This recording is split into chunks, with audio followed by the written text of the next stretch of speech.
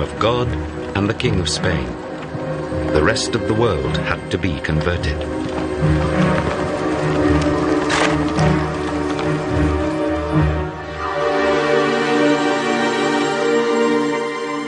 I, Francisco Pizarro, servant of the high and mighty kings of Castile and Leon, shall subject you to the yoke and obedience of the Church and His Majesty.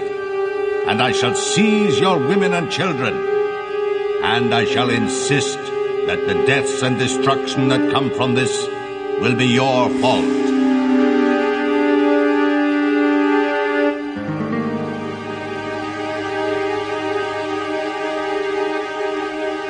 As the Spanish approached, the 2-year Inca civil war had only recently been won by Atahualpa, a 30-year-old son of the dead emperor.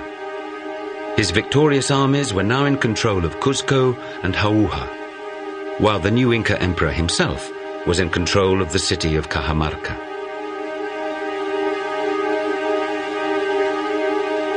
Atahualpa was small but powerfully built. He was a shrewd politician who had cleverly united Andean tribes in his support. Atahualpa's triumph over his half-brother, Huáscar, had put him in control over virtually the whole of the Inca Empire. The Spanish learned that Atahualpa was camped outside Cajamarca with 50,000 of his men. Pizarro told an Indian to tell Atahualpa, "I will be his friend and brother." The road was so bad that they could very easily have taken us. Atahualpa was always aware of the Spaniards' presence. He was scornful of the Europeans. Who are these people? They are rude and dirty. They boast and treat our people badly. They eat silver and gold. They have no fine clothes. We have no need to fear them. On the 15th of November, 1532, the Spanish reached the Inca town of Cajamarca. They couldn't believe what they saw. We never thought the Indians could maintain such a proud estate or have so many tents in such good order. It filled all us Spaniards with fear and confusion.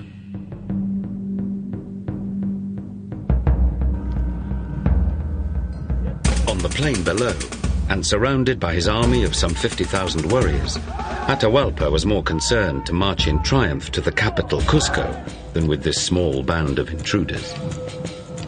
But compared with the Spaniards, Atahualpa's men were poorly armed. They had no swords, no cavalry, and underestimating the visitors' power was to prove a fatal mistake.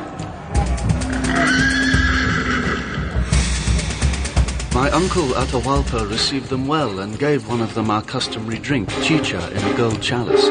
The Spaniard threw it to the ground, which angered my uncle very much. Nonetheless, Atahualpa gave his Spanish visitors quarters in barracks which lined the town square. All were full of fear, for we were so few. All assembled to debate what should be done the following day. We kept watch in the square, from which we could see the campfires of the Inca army. It was a fearful sight. It looked like a brilliantly star-studded sky. Though outnumbered 500 to 1, the conquistadores formed a desperate plan. They would kidnap the new emperor.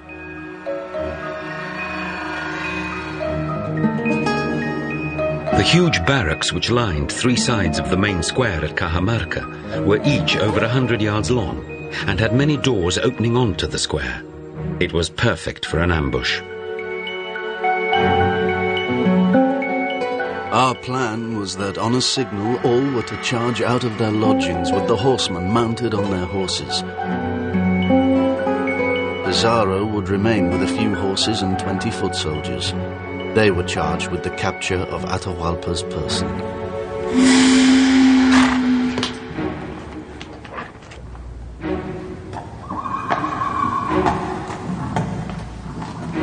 The signal was to be the firing of muskets by conquistadores hidden in the square.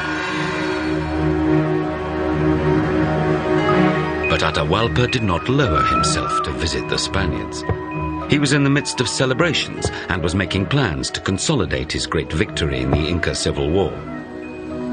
Pizarro was getting increasingly desperate. Tell your lord to come however he wishes. I shall receive him as a friend and a brother. At that, Atahualpa decided to show off to the Spaniards. As the sun began to fall, Atahualpa and his entourage of 5,000 unarmed men entered the square of Cajamarca.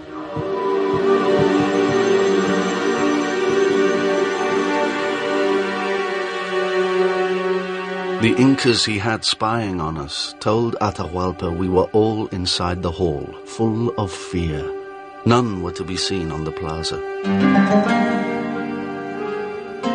And it was true what the Incas were saying, because I myself saw many Spaniards who, without knowing it, wet themselves through pure terror.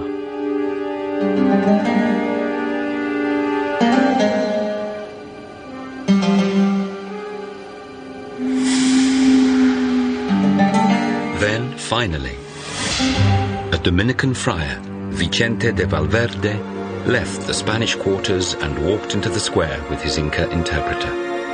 And so I request and require you to recognize the Church as your mistress and as governess of the world and universe, and the High Priest called the Pope in her name, and in His Majesty the King of Spain in her place, as ruler and Lord King. And if you do not do this, with the help of God I shall come mightily against you, and I shall make war on you everywhere and in every way that I can. And I shall subject you to the yoke and obedience of the Church and His Majesty. And I shall insist that the deaths and destruction that come from this will be your fault. And Atahualpa said to the priest, "Why does it not speak to me? This book tells me nothing."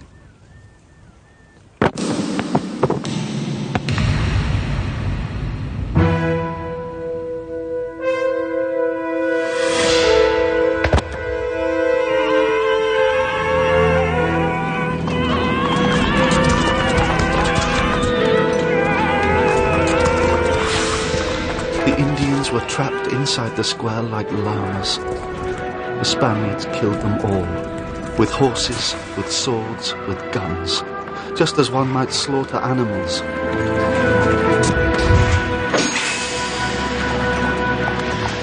From more than 5,000 men, barely 200 escaped.